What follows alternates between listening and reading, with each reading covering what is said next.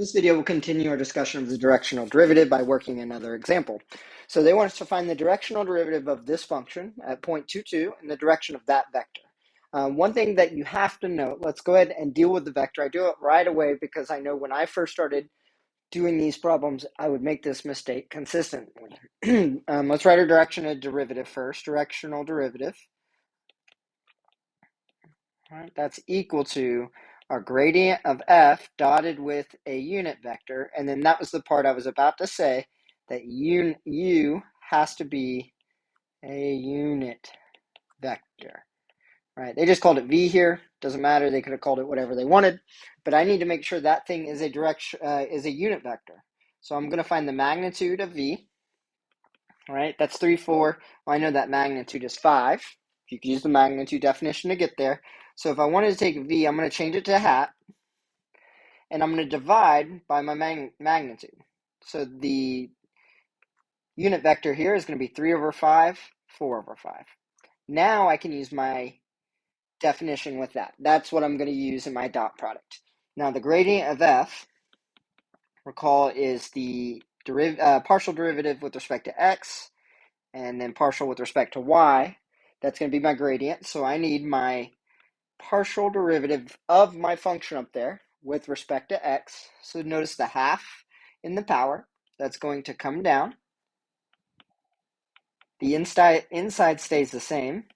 I lower my power by 1, and then I got to multiply by the partial derivative with respect to x of the inside, which is going to give me a 2.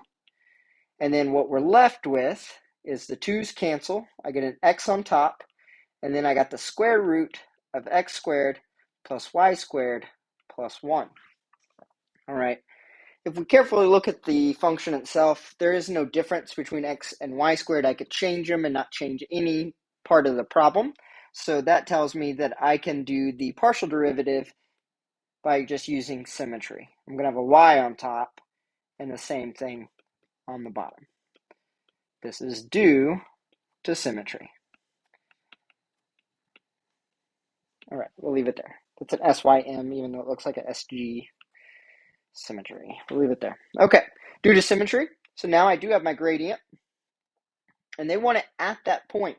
Now here's the deal. I could go ahead and let's write the definition. So the directional derivative of, in the direction of v, let's go ahead and call it that, v hat, of our function of, okay, and then we're going to use the point here, 2, 2, is equal to the gradient at 2, 2, dotted with our unit vector. So I just need to plug in 2, 2 into my gradient and then dot it with v.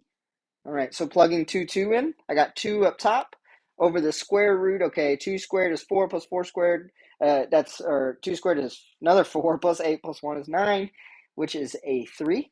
So I get 2/3, comma, plugging in 2 in the other one, I got 2/3 as well. That doesn't change anything. Dotted with 3/5, comma, 4/5. So the directional derivative at 2, 2 in the direction of that vector that was given is going to be, all right, we got 6/15. I'm not going to reduce anything yet. 6/15 plus 8/15, which, okay, that's going to be 14/15.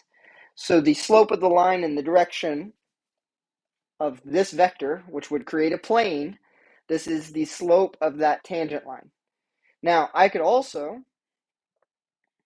no, let's leave it there. I think that's all we need to do there. That is the slope of my tangent line in the direction of that vector.